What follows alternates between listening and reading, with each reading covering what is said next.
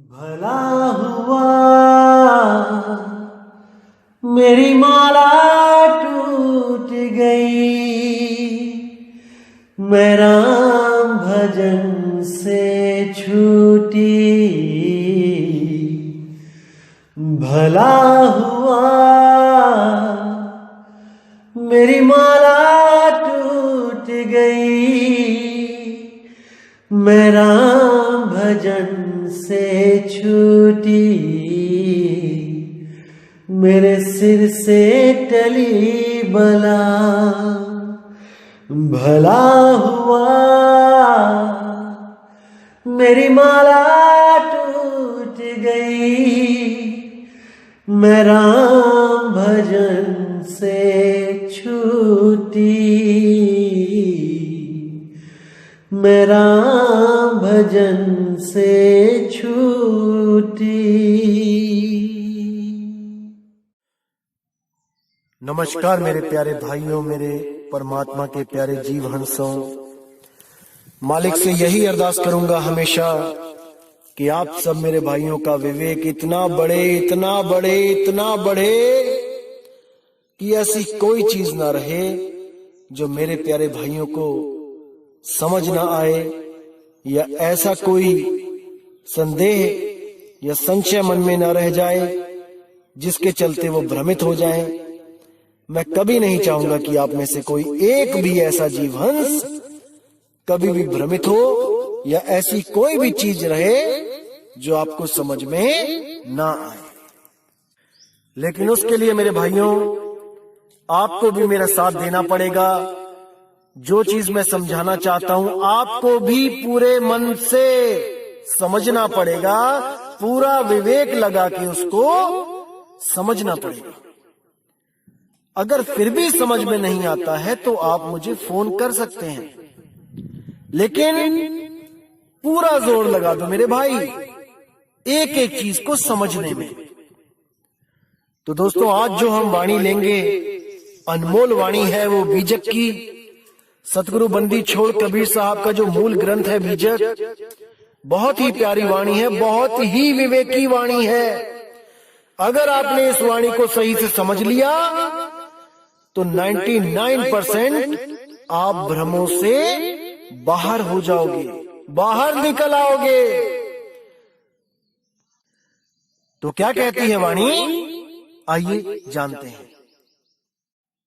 आपन पाओ आप ही बिसरेओ, मतलब कि अपने स्वरूप को खुद ही भूल गया। ये बीजक की वाणी है। शब्द 76 बहुत सुंदर शब्द है। आज इस पे पूरा विचार करेंगे।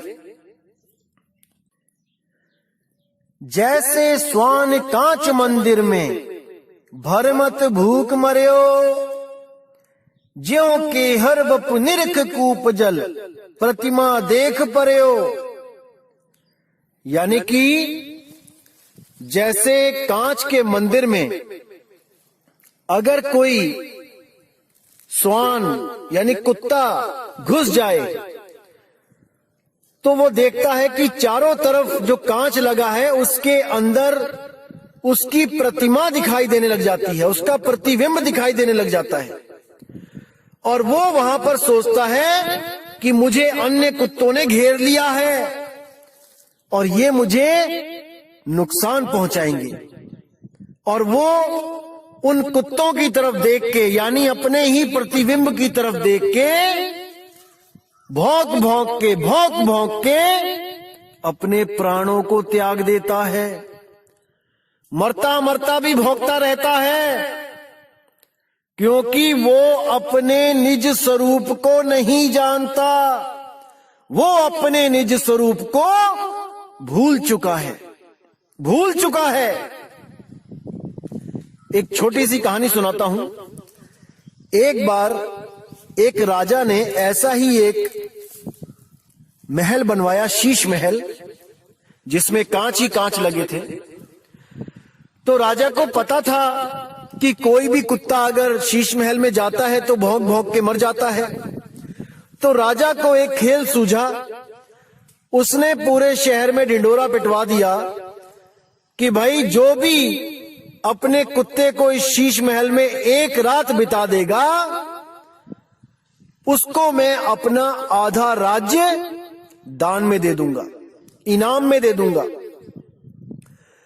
तो बड़े बड़े लोग आए, बड़े बड़े ट्रेंड कुत्ते आए, और जैसे ही उनको छोड़ा गया तो एक रात में क्या हुआ, वो भौंक भौंक के उन्होंने अपने प्राण त्याग दिए।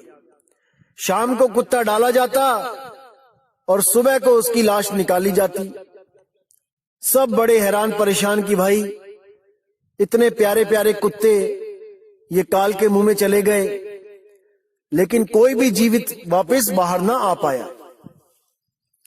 तो एक बार क्या होता है, एक बहुत ही होशियार आदमी होता है, वो भी अपने कुत्ते को लेके जाता है राजा के पास।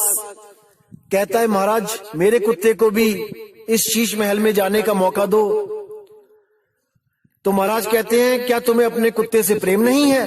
बहुत ही सुंदर कुत्ता होता है वो कहता है जी मुझे पूरा प्रेम है अपने कुत्ते से, आप इसको अंदर जाने का मौका तो दो। तो राजा कहता है चलो ठीक है। तो शाम को उस कुत्ते को जब शीश महल में भेजा जाता है और दरवाजे लगा लिए जाते हैं और पूरी रात बीत जाती है, जब सुबह को खोला जाता है तो देखते हैं कि कुत्ता वहीं पर बैठा हुआ है और कभी इस शीशे को देखता है, कभी उस शीशे को देखता है, कभी उस शीशे को देखता है, लेकिन भौंकता नहीं है। राजा बड़ा परेशान, ऐसा कैसे हो सकता है भाई? अरे सारे शहर के कुत्ते मर गए, लेकिन ये कैसा कुत्ता है भाई, ये क्यों नहीं भौंकता है? तब राजा मजबूरी में उसको आधा राज्य दे देता है, लेकिन उससे पूछता है मुझे ये तो बता दे कि ये भौंका क्यों नहीं?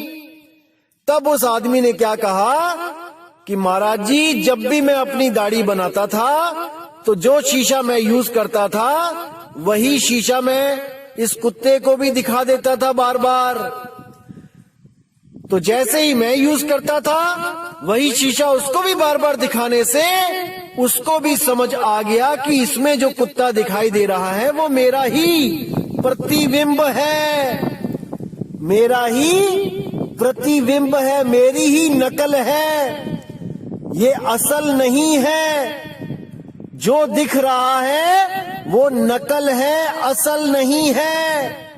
अरे जो दिखे सो माया संतों, इसीलिए साहिब ने बोला जो कुछ भी दिखता है वो दृश्य है और जो उसको देखता है वो दृष्टा है। इसीलिए कुत्ता भी समझ चुका था कि मैं दृष्टा हूं, मुझसे भिन्न कुछ नहीं है, सब भ्रम भूत है, मेरे सिवा कुछ भी सत्य नहीं है। इसलिए वो कांच के मंदिर में बैठकर भी अपने प्रतिबिंब को भली भांति जान रहा था कि वो सब मेरी ही नकल है। लेकिन कुछ लोग जो इस कुत्ते से भी गए गुजरे हैं विवेक बुद्धि में, वो उस प्रकाश को देखकर, वो किसी आकृति को देखकर, वो किसी महलों को देखकर, वो आम के बगीचों को देखकर, सोने की सड़कों को देखकर उनको असल मान बैठते हैं कि वो सब असल है, असली स्वर्ग है, असली सतलोक है, असली अगम अनामी लोक है। अरे मेरे भाई ये सब नकल है। जो दिखे सो माया संतों, रंग बदले बहरूपिया। समझ जाओ, समझ जाओ, समझ जाओ, फिर मौका नहीं मिलेगा मेरे भाई, समझ जाओ। तो कहते हैं जैसे सोन कांच मंदिर में भरमत भूख मर्यो, ज्यों के हर बपू निरख कूप जल प्रतिमा देख पर्यो। जैसे एक शेर की कहानी सुनी थी आपने, वो शेर जब कुएं में अपनी ही प्रतिमा को देखता है और सोचता है कि कोई और शेर आ गया है जो मुझे चैलेंज कर रहा है लड़ने के लिए, तो वो उस कुएं में छलांग मार देता है और अपने प्राणों को खो देता है। केवल इसीलिए क्योंकि वो नहीं समझ पाता कि जो दिखे सो माया। अरे जो प्रतिबिंब दिख रहा है वो मेरा ही छाया है, मेरा ही नकल प्रतिबिंब है, असल तो मैं कुएं से बाहर हूं। नहीं समझ पाता। अब कहते हैं वैसे ही गजफटक शिला में दशनन आन अर्यो, मरकट मूठ स्वाद नहीं बिहुरे, घर घर रटत फिर्यो। जैसे जंगल में एक शिला होती है तो हाथी अपने स्वरूप को ना पहचानने के कारण उस शिला को हाथी समझ जाता है और सोचता है कि कोई और हाथी मुझे चैलेंज कर रहा है झगड़ा करने के लिए, और उस शिला पर वो धक्का दे दे के अपने सिर से लड़ लड़ के उस शिला से अपने प्राण त्याग देता है, वहां पे अड़ जाता है। दशनन आने अड़ियो, मरकट मूठ स्वाद नहीं बूहरे, घर घर रटत फिर्यो। जो बंदर पकड़ने वाले जो होते हैं वो क्या करते हैं, कुछ चने लेते हैं, जमीन पे बिखेर देते हैं और वहीं पर एक जमीन में एक सुराही गाड़ देते हैं जिसकी गर्दन बहुत पतली होती है सुराही की, और उसके अंदर भी कुछ चने के दाने फेंक देते हैं। तो बंदर जब ऊपर के चने सब खा लेता है जमीन के और देखता है कि सुराही में क्या है, जब उसको दिखता है कि चने हैं तो वो अपना हाथ डालता है। जब हाथ डालता है तो सीधा डल जाता है, लेकिन जब वो मुट्ठी भर लेता है चने की तब उसका हाथ बाहर नहीं आता, क्योंकि वो मुट्ठी दबोच लेता है, टाइट कर लेता है। चने दबोचता है, मुट्ठी टाइट हो जाती है, वो लॉक लग जाता है, फंस जाता है। अब वो अगर चने छोड़ के हाथ बाहर निकाल ले तो वो आजाद हो सकता है, लेकिन उसको लगता है कि मेरा किसी ने हाथ अंदर पकड़ लिया है, क्योंकि जब मैंने हाथ डाला था तब तो बड़े आराम से डल गया था, अब मैं निकाल रहा हूं तो हाथ निकल नहीं रहा है, मुझे किसी ने पकड़ लिया है। केवल और केवल उस लालच के कारण। अगर वो मुट्ठी खोल दे तो वो बाहर आ सकता है, लेकिन मुट्ठी बंद रखता है क्योंकि चने ना कहीं छूट जाएं। तो एक मुट्ठी चने के कारण वो पूरी उम्र घर घर नाचता है, घर घर नाटक करता रहता है और महादुख पाता है, आजादी को हमेशा के लिए खो देता है। ये केवल और केवल अपने निज स्वरूप को ना जानने के कारण मेरे भाई। तो आगे कहते हैं, कहे कबीर ललनी के सुवना तोहे कवन पकड़ियो। नलनी के सुवना का मतलब क्या है? आपने देखा होगा कि तोता पकड़ने वाला जो शिकारी होता है वो क्या करता है, तोते को पकड़ने के लिए एक खोखली पाइप लेके आता है, जो अंदर से खोखली होती है, उसको एक धागे में बांध देता है। जैसे कपड़ा सुखाने के लिए जो एक तार बंधी होती है, मान के चलो कि उसी में एक पाइप जो खोखली है वो चढ़ा देता है ऊपर, अंदर धागा है, ऊपर पाइप है, और नीचे रख देता है बहुत बड़ा टब पानी से भर के, और उसी पाइप पे बांध देता है मिर्ची। अब तोता जब दूर से देखता है कि मिर्ची बंधी है तो उसको नहीं पता होता है कि ये पाइप है कि ये एक डाल है या एक तार है जिस पे मैं जाके बैठूं। उसको यही लगता है कि एक बैठने के लिए जगह बनी हुई है जिस पे मैंने जाके बैठ जाना है। तो जैसे ही वो वहां पे जाता है, जैसे ही वो पाइप पे बैठता है, वो पाइप क्या होती है, वो घूम जाती है। अब तोता जहां सीधा बैठता है वो उल्टा हो जाता है, और जैसे ही उल्टा होता है एकदम उसकी नजर नीचे पड़े, पानी पे पड़ती है और वो डर जाता है। डर के मारे उसके जो पैर होते हैं अपने आप टाइट हो जाते हैं, कस के पकड़ लेता है। कस के पकड़ने के कारण वो पूरा उल्टा लटका होता है और वो सोचता है कि मुझे किसी ने बहुत जोर से पकड़ लिया है, और इस ललनी ने इस पाइप ने मुझे कस के पकड़ लिया है और अब ये मुझे छोड़ नहीं रही। इसी भ्रम में वो लटका रह जाता है और शिकारी आके उसको दबोच लेता है। अगर वो ये भ्रम निकाल दे कि इसने मुझे पकड़ा हुआ है और इस ज्ञान में आ जाए कि मैंने पकड़ा है इसको, मैं छोड़ के इसको उड़ सकता हूं। अगर इस ज्ञान को वो ग्रहण कर ले तो वो कभी भी पिंजड़े में कैद ना हो पाए। लेकिन अज्ञानतावश वो यही समझता रहता है कि इस नलनी ने, इस पाइप ने मुझे पकड़ लिया है और मैं अब उड़ नहीं पाऊंगा। बस इसी भ्रम में वो शिकारी के हाथ लग जाता है। इसीलिए साहिब बोल रहे हैं, कहें कबीर ललनी के सुवना तो हे कवन पकड़े हो। अरे तुझे किसने पकड़ा है रे, तूने पकड़ा है इसको। इसीलिए बोल रहे हैं, हे जीवात्मा तुझे कोई नहीं पकड़ सकता, काल तुझे नहीं पकड़ सकता, माया तुझे नहीं पकड़ सकती, 3 गुण तुझे नहीं पकड़ सकते, 5 तत्व, 25 प्रकृति, 10 इंद्रियां तुझे नहीं पकड़ सकते। तू आजाद है, लेकिन तूने इसे पकड़ रखा है, इसलिए तू गुलाम है, इसीलिए तू गुलाम है। अगर तुझे कोई ऐसा गुरु मिल जाए जो तुझे तेरा निज स्वरूप लखा दे और इस जड़वत प्रकृति से तुझे अलग कर दे, तो तुझे कोई नहीं पकड़ सकता।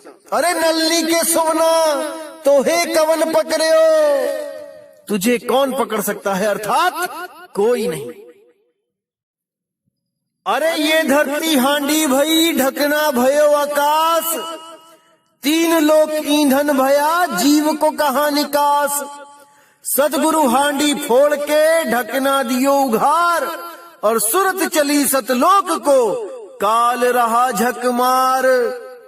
ये सुरत अपने निज स्वरूप उसको प्राप्त करने के लिए चली और ये काल झक मार रहा है। ये उसको नहीं पकड़ सकता, क्योंकि उस सुरत के बिना ये बेजान है, जड़ है। केवल उस सुरती की वजह से ये तन और मन चलायमान है, ये जीवित हैं। जैसे आप कार चलाते हो, कार जड़ है, आप चेतन हो, आपके द्वारा कार चलाई जाती है, आपके बिना कार नहीं चल सकती। समझो इसको, आप हो जो इसको चला रहे हो। इसी तरह तन और मन आपको नहीं पकड़ सकते, क्योंकि आपके बिना ये मुर्दा है, मुर्दा। लेकिन आपकी शक्ति से ये जीवित होके इस 3 लोक को बसा के बैठे हैं। 3 लोक में इनका राज है, आपको गुप्त कर दिया गया है, ये प्रगट है, और आप उस गुप्त रूप को, उस गुप्त नाम को, उस निज नाम को नहीं जान पा रहे। इसीलिए बंदी छोड़ को यहाँ पर आप जैसी देह बना के आना पड़ता है, देह धारण करके आना पड़ता है। वो देहधारी नहीं है कि उसकी कोई अपनी देह है, वो देह धारण करके आता है। जैसे राजा किसी लड़ाई में जाए तो अस्त्र शस्त्र धारण करके जाता है। इसका मतलब ये नहीं कि वो घर में बैठा हो भी अस्त्र शस्त्र धारण करके बैठा होता है, या उसके शरीर ही अस्त्र शस्त्र से लदे होते हैं। नहीं भाई, जब समय आता है तब वो अस्त्र शस्त्र धारण करता है और युद्ध को जाता है।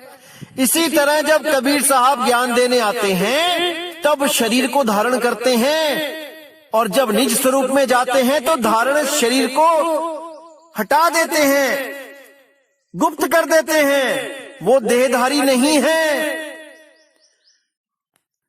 हमारी तरह, लेकिन हमारे लिए वो देह धारण करके आते हैं। असल में वो विदेही है, विदेही। समझ जाओ इस बात को मेरे भाई, समझ जाओ। तो दोस्तों, उम्मीद करूंगा कि आज के सत्संग से आपको निज स्वरूप के बारे में काफी हद तक समझ आ गया होगा। और कुछ लोग आपको भ्रमित करने की कोशिश कर रहे हैं कि देखो, जैसे कांच के मंदिर में कुत्ता भौंक भौंक के मर जाता है अपने निज स्वरूप को देखता हुआ, ऐसे ही आप भी मर जाओगे, भ्रमित हो जाओगे। दोस्तों, वो निज स्वरूप दिखता नहीं है, जो दिख रहा है वो निज स्वरूप नहीं है, वो प्रतिबिंब है। उन लोगों को इतना भी नहीं समझ में आ रहा है कि शीशे में निज स्वरूप नहीं दिखाई देता है, प्रतिबिंब दिखता है। निज स्वरूप वो होता है जो शीशे में देख रहा होता है, वो शीशे से बाहर होता है। और जिसको निज स्वरूप का ज्ञान होता है वो किसी भी चीज को देख के भ्रमित नहीं होता है। भाई अभी आप और ज्ञान अर्जित करो, तब इस ज्ञान के मैदान में आना मेरे भाई। तो आप लोगों ने इन लोगों की बातों पे बिना विवेक किए भरोसा नहीं करना है मेरे भाई। इन लोगों को बोलने दो क्या बोलते हैं, आप केवल विवेक करते रहो कि ये क्या कह रहे हैं, क्या समझाना चाहते हैं, कहीं ये खुद भ्रमित तो नहीं है जिनकी बातों में आके आप और भ्रमित हो जाओ। बिल्कुल पूरा विवेक लगा देना है आपने। किसी भी सत्संग को सुनने में जो मेरे खिलाफ बोलते हैं उसको 10 बार सुनो, समझो कि कहां पर वो गलती कर रहा है।